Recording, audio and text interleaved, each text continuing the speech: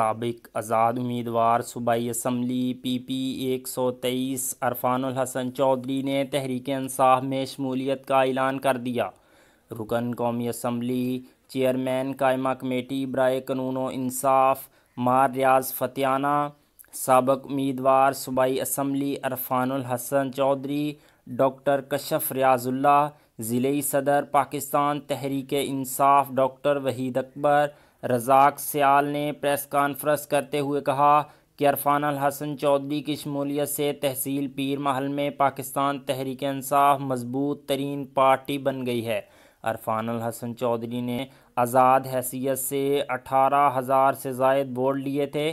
ریاض فتیانہ نے کہا کہ ہم عرفان الحسن چودھری کو تحریک انصاف جوائن کرنے پر مبارکباد پیش کرتے ہیں اور امید کرتے ہیں کہ وہ حلقہ میں PTI کو مضبوط کرنے میں بھرپور کردار ادا کریں گے۔ عرفان الحسن چودھری نے ساتھیوں سمیت تحریک انصاف میں شامل ہونے کا باقاعدہ اعلان کیا۔